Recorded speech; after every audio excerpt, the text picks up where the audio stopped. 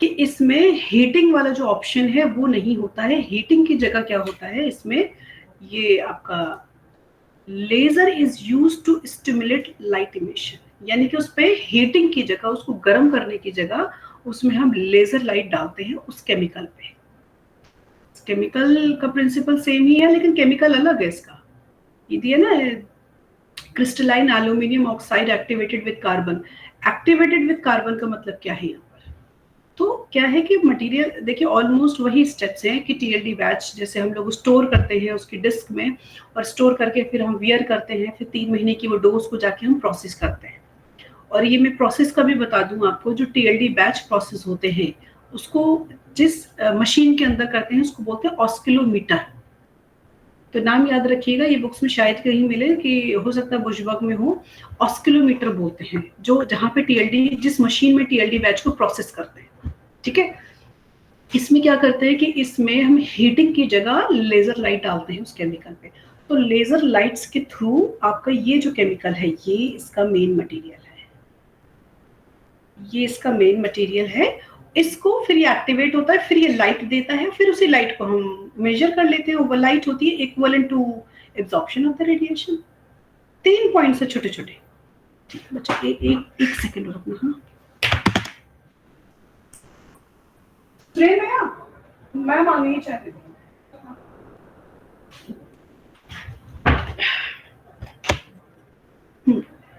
तो प्रिंसिपल में इसमें क्या डिफरेंस है?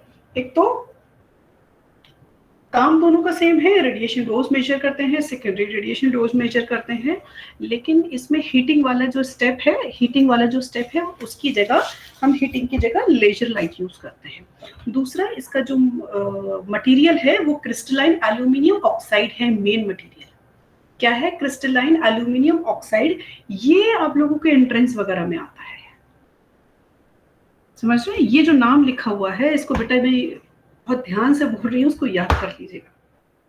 Crystalline aluminium oxide activated with carbon. Activated का मतलब क्या है कि अगर आप सिर्फ क्रिस्टलाइन एल्यूमिनियम ऑक्साइड यूज करेंगे, क्योंकि ये क्रिस्टलाइन फॉर्म में है, अगर याद हो तो मैंने पहले बताया था कि क्रिस्टल्स जो फॉर्म होते हैं, यानी कि जो क्रिस्टल मटेरियल्स होते हैं, दे आर नॉन रिएक्टिव। वो रिएक्ट नहीं करते किसी के साथ, उनका कोई वो ऐसी पड़े रहती है, क्योंकि उनका ज्योमेट्रिकल कंस्ट्रक्शन ऐसा होता है कि वो किसी और को घुसने ही नहीं देते। तो उसमें क्या करते हैं, कुछ ऐसा एक बहुत छोटे से स्मॉल अमाउंट में ऐसा एलिमेंट डाला जाता है जो कि उसके स्ट्रक्चर को डिस्टर्ब करते हैं। ठीक है, उसके स्ट्रक्चर को डिस्टर्ब कर दे, उस डिस्टर्बेंस को बोलते हैं एक्टिवेटेड, या हम लोग बोलते हैं डोपिंग। अगर याद हो आप लोगों ने सीआर कैसेट में पढ़ा होगा, यूरोपियम एक्टिवेटेड और डोप्ड मटेरियल, डोपिंग बोलते हैं, यानी कि हम कुछ एक डिस्टर्बिंग मटेरियल को ऐड करते हैं। एक होता है ना कि देखो, एक बड़ी मजेदार एग्जांपल बताती हूँ। Am I audible ना? Yes ma'am.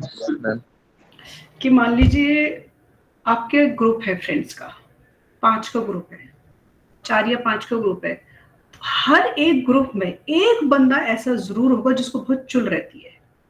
एक होता है ना, एक तो होते खबरी, इधर उधर की खबरें लाके देना, लेकिन एक उसमें बहुत ज्यादा एक्टिव होता है। मतलब ये कि वो चारों को कहीं ना कहीं, मतलब अगर 4 लोग उस चीज के लिए एग्री होंगे तो वो एक बंदा एग्री नहीं होगा। हर ग्रुप में ऐसा होता है। तो वो जो एक है वो डिस्टर्बिंग एलिमेंट होता है। और एक होता है, जैसा ये तो मैंने एक अलग एग्जांपल बताई, एक क्या होता है कि एक ग्रुप बहुत बढ़िया सा चल रहा है, ठीक है, एक उसमें नया बंदा ऐसा घुसा कि उसने सब चारों के चारों, या जितना पूरा ग्रुप था उसमें आपस में फूट डाल दी, वो पूरा ग्रुप बिखर गया।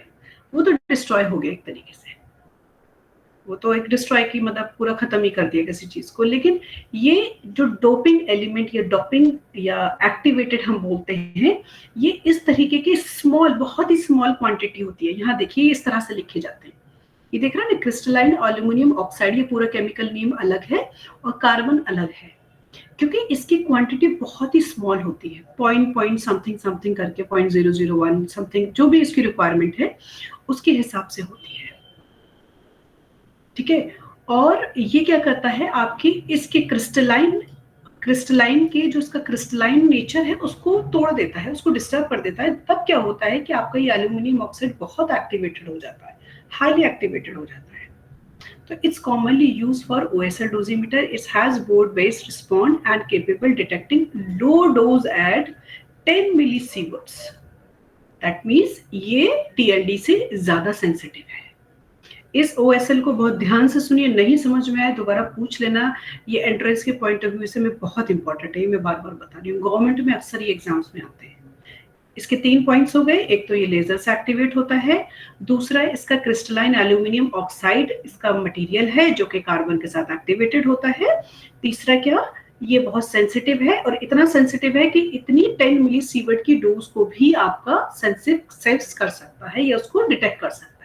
The OSL dosimeter can be reread several times. It can also differentiate between static and dynamic exposure. मुझे इन दोनों वर्ड्स को जरा थोड़ा सा एक्सप्लेन करोगे कोई? ये अक्सर फ्लोरोस्कोपी में यूज होता है, तो ये पेट सीटी पेट स्कैन में भी यूज होता है. What is the meaning of static और dynamic? Static means one time और डायनेमिक जो चल रहा है. Multiple continuous exposure dynamic. Continuously changing exposure dynamic. Changing मतलब वेरिएबल. एक तरीके से जैसे हम पेट सीटी को बोलते हैं. पेट सीटी क्या है? Static study and dynamic study. हम डायनेमिक वर्ड कभी यूज नहीं करते. अरे बड़ा डायनेमिक बंदा है.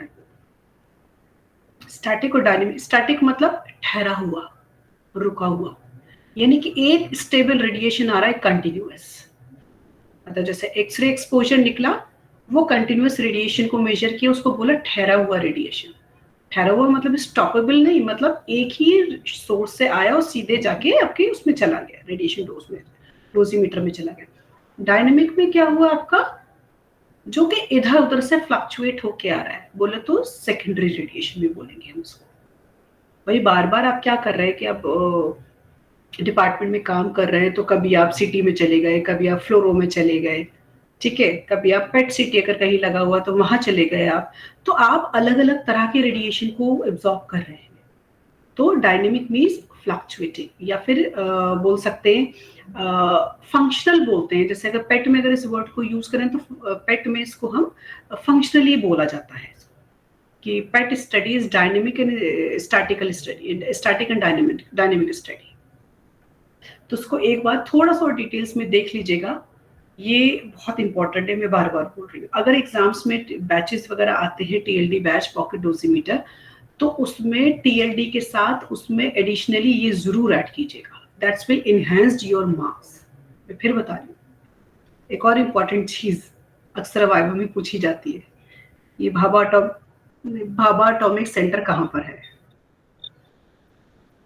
ये वाइवा के पॉइंट ऑफ व्यू से अक्सर पूछते हैं, ये भाभा एटॉमिक सेंटर कहाँ पर है? इसका एक और है, पुणे में भी ये सेंटर. एक और बता दूं, AERB का सेंटर. ये जितनी भी एसोसिएशंस है ना, उनके एड्रेस जरूर याद रखिएगा. AERB कहाँ है, AERB का एड्रेस कहाँ है. और आपको एक और चीज बता दूं, दिल्ली में AERB का एक छोटा सेंटर भी बन चुका है, लेकिन वो ज्यादा लोगों को पता नहीं है, तो जनरली लोग पता मतलब उसको डिस्कस नहीं करते. वो दिल्ली में लक्ष्मी नगर में उसका सेंटर है, लेकिन गूगल वगैरह पे शायद ही मुश्किल से मिले. वो फ्रेंचाइज टाइप से है. लेकिन देखिए, भाभा अलग है, AERB अलग है. TLD बैच क्या होता है, जितनी भी आपकी डोजीमेट्री होती है, मेजरमेंट्स जो होने के लिए जाते हैं, वो भाभा एटॉमिक में जाते हैं. यहाँ पे मेरा एक स्टूडेंट काम करता है, यहीं से पोस्ट होके गया है, तो वो उसने मुझे बताया कि वहाँ पे भी इसके भी सब सेंटर्स हैं, वहाँ पे अलग अलग भाभा एटॉमिक सेंटर के भी अलग अलग सेंटर्स हैं. सो ये जो पैराग्राफ है ना, 2-3 बड़े इंपॉर्टेंट है बेटा. ये थोड़े से अच्छे से देख लीजिएगा कि मुंबई, ये तो सबको पता है कि भाई भाभा एटॉमिक मुंबई में है, लेकिन मुंबई में कौन सी जगह है, लोकेशन कौन सी है, तो ये जरा अच्छे से पढ़ लीजिएगा.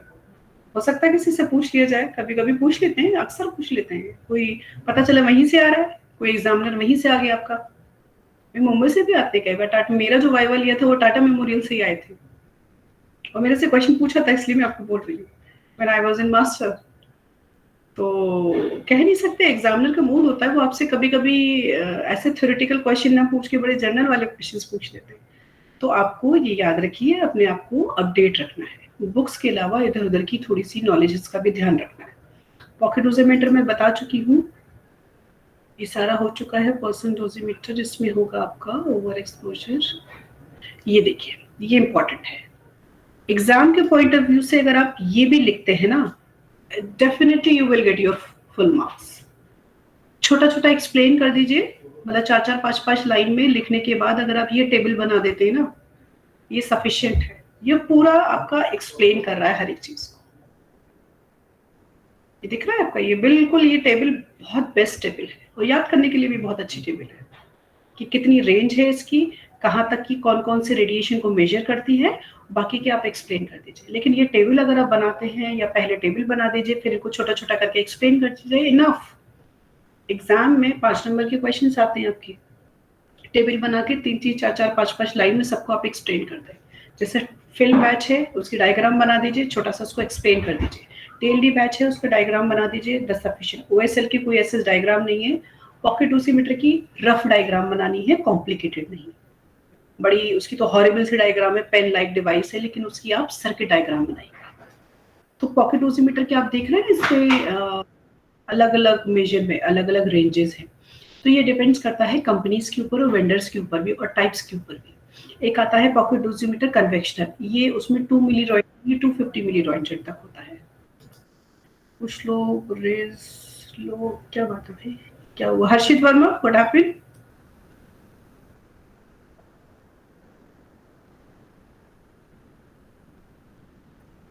नहीं बेटा, देखो रेंज की हम बात नहीं कर रहे, हम सेंसिटिविटी की बात कर रहे हैं। सेंसिटिव देखो, एक सेंसिटिविटी और रेंज में फर्क क्या है मैं आपको बताती हूँ।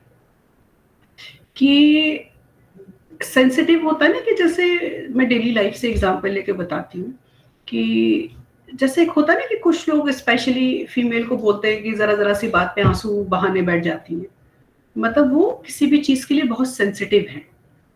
कोई भी बात है, कुछ भी किसी भी तरीके की बात है, तो वो बहुत ज्यादा जल्दी उनको हर्ट हो जाती है क्योंकि वो उसके लिए सेंसिटिव है। लेकिन मेल्स पे कोई घंटा फर्क नहीं पड़ता है। लेकिन बहुत से मेल्स भी ऐसे होते हैं, बेचारे बड़े सेंसिटिव होते हैं, रोने बैठ जाते हैं, मैंने देखे। तो वो होती है सेंसिटिविटी। और रेंज होती है आपकी एक लिमिटेशन, कि ये इसकी लिमिटेशंस है। एक होता है ना कि किसी को टॉलरेंस बहुत ज्यादा होती है कि भाई हम इस चीज को इतना टॉलरेट कर सकते हैं। अब आप देखो, ये आप ये रेंज की बात कर रहे हैं ना, 0.01 और ये, लेकिन अब यहाँ पे देखिए नो परमानेंट रिकॉर्ड पेशेंट डोजीमेट्री, री डोजीमीटर डिफरेंशिएट स्टैटिक। एक तो क्या है कि एक तो ये सेंसिटिव है, दूसरा क्या है, रीड कर सकते हैं आप उसको, दोबारा से यूज कर सकते हैं। ठीक है, लेकिन टीएलडी बैच में ऐसा नहीं कि केमिकल को हम दोबारा यूज नहीं कर सकते, उसको न्यूट्रलाइज करके हम कर सकते हैं, लेकिन इसमें रीड दोबारा से हम इसको रीडिंग दे सकते हैं। डिफरेंशिएट स्टैटिक यानी कि वो आपको वेरिएबल रेडिएशंस को भी बताएगा और आपके एक फिक्स्ड रेडिएशंस को भी बताएगा, कांस्टेंट रेडिएशन को भी बताएगा, लेकिन ये चीज आपके टीएलडी में अवेलेबल नहीं है। वो सेंसिटिविटी और रेंज दो अलग अलग चीजें हैं बेटा। अब दूसरा है आपका ये क्या थे, ये ऊपर वाले सारे पर्सनल डोजीमीटर थे। पर्सनल डोजीमीटर और एरिया मॉनिटरिंग डिवाइस में क्या फर्क है, ये बताइए जरा मुझे।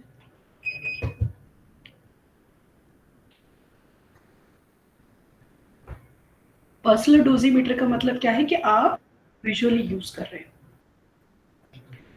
कौन है ये? हर्षि विशाल गुप्ता, यस बताइए। Ma'am extra I want to ask something, जो आपने अभी स्टैटिक और डायनामिक बताया था ओएसएल के लिए, तो मैम स्टैटिक ये जो हम रेगुलर रूटीन रेडियोग्राफ्स करते हैं तो उसे स्टैटिक में कंसीडर करेंगे? हाँ, स्टैटिक्स में आएगा। मतलब क्या है आपका रेडिएशन, क्या है कि रेडिएशन सीधा आपका एक्सरे से सीधा पेशेंट्स में जा रहा है, और जो आपका इधर उधर बिखर रहा है, एक होता है बिखर रहा है यानी कि वो सेकेंडरी वन है, स्कैटर्ड। ये देखो स्टैटिक और डायनेमिक की ना कोई एक डेफिनेशन नहीं है, डिपेंड्स करता है कि आप कहाँ पे यूज कर रहे हैं। जैसे सिनोनिम्स होते हैं ना, एक वर्ड के सिनोनिम्स होते हैं बहुत सारे, ऐसे ही जैसे अगर मैं स्टैटिक और डायनेमिक की मैंने बोला ना, मैं पेट में अगर पेट सिटी में अगर इसको यूज करूँ या फ्लोरोस्कोपी में यूज करूँ, तो वहां पे स्टैटिक का मतलब होता है इमेजेस, यानी कि आप सिटी की उसमें इमेजेस भी ले सकते हैं, और डायनेमिक में क्या होता है कि आप उसमें फंक्शनली भी पढ़ सकते हो, फंक्शनली भी आप उसकी रीडिंग कर सकते हो, यानी कि किसी भी बॉडी के पार्ट का फंक्शनल भी देख सकते हो। तो उसको स्टैटिक और डायनेमिक दोनों स्टडी बोली जाती है। तो डिपेंड्स करता है सिनोनिम्स के ऊपर। ठीक है, दूसरा है आपका पर्सनल डोजीमीटर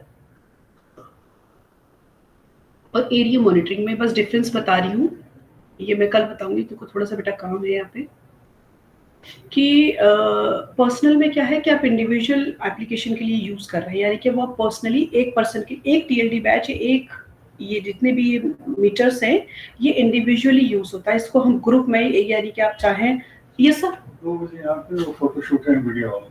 ठीक है सर, मैं इधर ही हूँ सर। तो ये जितने भी हैं पॉकेट डोजीमीटर ये इंडिविजुअली यूज होते हैं।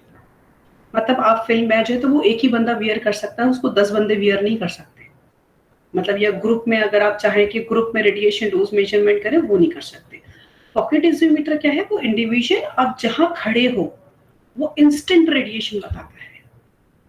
ये जो ये तीनों हैं ये तीनों ड्यूरेशन को मेजर करते हैं, 1 महीना 2 महीना 3 महीने का ड्यूरेशन होता है, लेकिन पॉकेट डोजीमीटर ऐसा है वो इंस्टेंट रेडिएशन बताता है आपका। इसलिए घुमा के कभी कभी क्वेश्चंस पूछ लेते हैं कि जहां माइंस वगैरह की जो खुदाई होती है ना या डेप्थ में जाना होता है। सुरेन भैया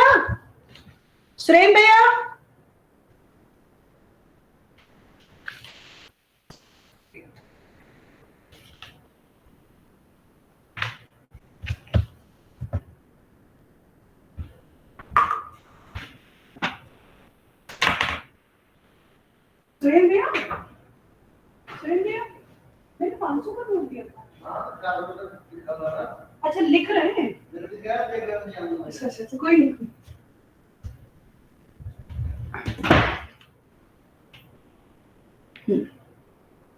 सो पॉकेट डोजीमीटर जैसे कभी कभी घुमा के क्वेश्चंस पूछ लेते हैं, लाइक कि जैसे माइंस वगैरह में या आप कोर में नीचे अर्थ में जब जाते हैं ना, जो रिसर्चर्स होते हैं या फिर जो इंजीनियर्स होते हैं वो हमेशा पॉकेट डोजीमीटर कैरी करते हैं, क्योंकि क्या है कि उस जगह का उनको इंस्टेंट रेडिएशन देखना होता है। ऐसा ही नहीं होता है कि माइंस में, इसलिए कि जो माइंस में जो लेबर होती है ना वो उनकी जो लाइफ क्वालिटी बहुत खराब होती है। अगर वो जिंदा है भी नहीं तो डेथ रेट उनके बहुत हाई होते हैं। एक तो ऑलरेडी में ऑक्सीजन की कमी होती है, दूसरा रेडिएशन बहुत हाई होता है। और कौन सी तरह का रेडिएशन है नोबडी नोस। वहां अंदर जैसे जहां यूरेनियम माइंस हैं, तो यूरेनियम में खुद सोचिए, जहां यूरेनियम खोद के निकाला जाता है वहां तो लेबर क्लासेस जाती है, इंजीनियर थोड़ी ना जाते हैं। इंजीनियर भी जाते हैं साथ में, तो पॉकेट डोजीमीटर को साथ में लेके जाते हैं कि वो देख लें कि भाई एक अलार्म बज जाता है कि भाई अब इस रेडिएशन के बाद आगे नहीं बढ़ना है, लेकिन बेचारी लेबर जाती है वहां पे। तो पॉकेट डोजीमीटर किस लिए यूज होता है, इंस्टेंट रेडिएशन के लिए यूज होता है। दूसरा आ गया एरिया मॉनिटरिंग। एरिया मॉनिटरिंग के लिए देखिए मैं सबसे इसमें ऑलरेडी दिया हुआ है, अगर आप पढ़ोगे इसमें थोड़ा सा आपको समझ में आ जाएगा कि इसको assessment of radiation level at different location and vicinity radiation installation known as area monitoring और रेडिएशन सर्वे। दैट मीन्स आप किसी जगह का, मतलब आप किसी डिफरेंट लोकेशन पे अगर रेडिएशन देखना है, मान लीजिए अगर मैं एग्जांपल दूं, आपके घर में कहीं आसपास मोबाइल टावर लगा हुआ है, आप उस मोबाइल टावर के आसपास का रेडिएशन मेजर करना चाह रहे हैं, उसको हम बोलेंगे एरिया मॉनिटरिंग। तो उसके लिए अलग से डिवाइसेस आते हैं। एक एम्स के एमएससी न्यूक्लियर मेडिसिन में एक क्वेश्चन आया था, बड़ा इंटरेस्टिंग क्वेश्चन था। वो वही है कि उसमें आपको लॉजिक्स और ट्रिक्स लगानी होती है। कि उसमें ये क्वेश्चन था कि न्यूक्लियर मेडिसिन डिपार्टमेंट में किसी पेशेंट को न्यूक्लियर मेडिसिन या रेडियो फार्मास्यूटिकल इंजेक्ट किया और इंजेक्ट करने के थोड़ी देर बाद पेशेंट को वोमिटिंग हो गई। उस वोमिटिंग में डेफिनेटली रेडिएशन होगा ही होगा। तो उस एरिया, उसकी वोमिटिंग के एरिया को आप किस चीज से मेजर करेंगे वहां के रेडिएशन? ये बड़ा टेढ़ा मेढ़ा क्वेश्चन था। एम्स में ऐसे पूछे जाते हैं लॉजिक लगा के। भाई अगर वोमिट किया है तो आप पॉकेट डोजीमीटर लेके तो नहीं जाओगे, ये टीएलडी तो लेके नहीं जाओगे वहां पे। दैट मीन्स वो एक पर्टिकुलर लोकेशन है, कोई भी हो, डिपार्टमेंट की हो, अंदर हो बाहर हो, कुछ भी हो, वो क्या है एक लोकेशन है। तो वहां पे एक एरिया में फैला रेडिएशन, तो वहां पे हम एरिया मॉनिटरिंग यानी कि एरिया मॉनिटरिंग डिवाइसेस यूज करते हैं या सर्वे मीटर यूज करते हैं। सर्वे मीटर के अलावा ये आते हैं 3-4 आयनाइजेशन टाइप आते हैं, जीएम काउंटर आता है, सिंटिलेशन डिटेक्टर्स आते हैं। तो सर्वे मीटर भी कई टाइप्स के होते हैं। ये थोड़ा लॉन्ग टॉपिक है, ये मैं कल कवर करूँगी। जीएम काउंटर, जिजन मुलर काउंटर और आयनाइजेशन सिंटिलेशन डिटेक्टर्स, ये आपके सर्वे मीटर्स में यूज होते हैं सारे। ये देखिए, ये इस तरह का होता है, ये अपने देखिएगा डिपार्टमेंट में होगा आपके, ये वाला येलो कलर का, येलो ग्रीन कलर का कुछ होगा, यस मैम। है, ये सर्वे मीटर होता है। तो इसको हम एरिया मॉनिटरिंग के लिए यूज करते हैं। मान लीजिए अगर सिटी स्कैन है तो सिटी स्कैन के डोर के पास कितना रेडिएशन आ रहा है, पीछे कितना आ रहा है, उसके पीछे की वॉल के पीछे कितना रेडिएशन है। इसमें भी टाइप्स आते हैं, तो जो जनरली होते हैं वो जीएम काउंटर होते हैं। अभी हम पढ़ेंगे जिजर मुलर काउंटर, ये वाला।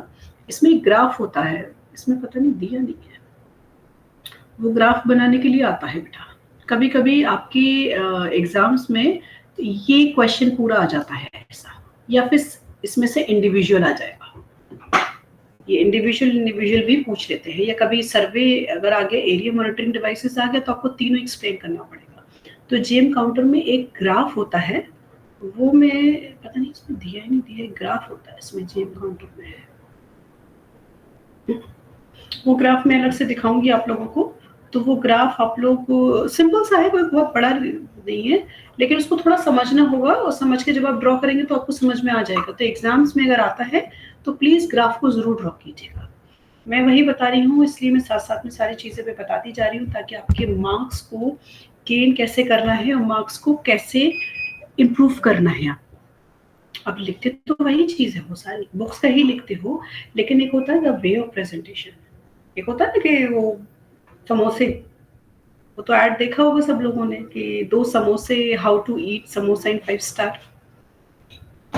5 स्टार होटल का समोसा कैसे होता है, जो कि 400 450 रुपए का होता है, वही समोसा गली पे आपके दोने में रख के चटनी डाल के 10 रुपए का, 20 रुपए का या 15 रुपए का मिलता है।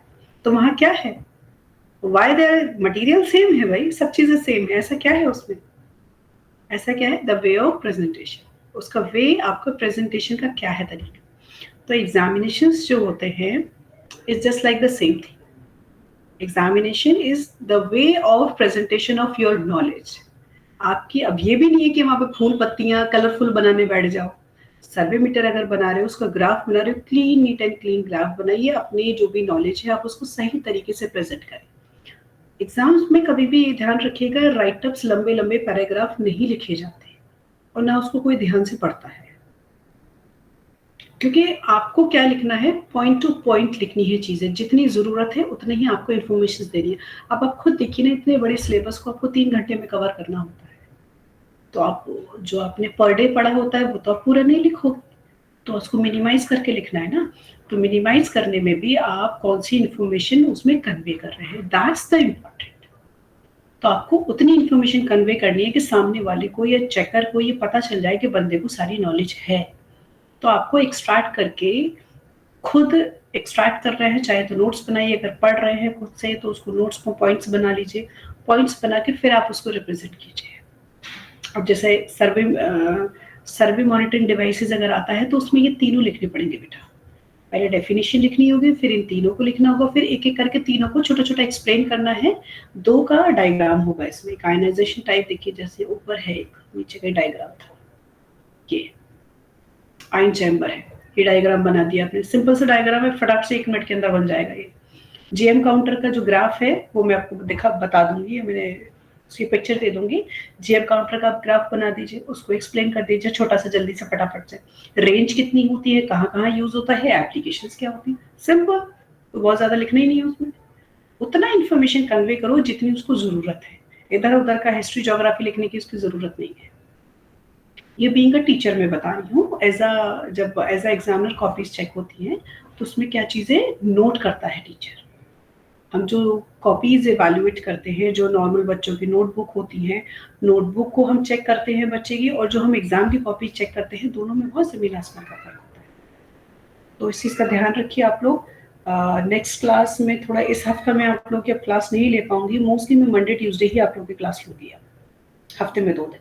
अभी इस हफ्ते में नहीं ले पाऊंगी, तो मंडे को Akanksha please you will just give me the reminder, ठीक है? Yes ma'am. हाँ, इस हफ्ते मैं नहीं लूंगी, ट्यूसडे मतलब नेक्स्ट मंडे ही मैं क्लास लूंगी अब आप लोगों की। तो श्योर मैम, ओके। ठीक है, तो मंडे को just give me the remainder at the 9:30, क्योंकि 8:30 मेरा लेक्चर होता है सुबह। ठीक है बेटा, नेक्स्ट क्लास में मिलते हैं। बीच में अगर कुछ लगता है, कोई प्रॉब्लम है तो नोट करके रखिएगा। Will discuss in the next class. Okay, ma'am. ma'am. Thank you. Okay.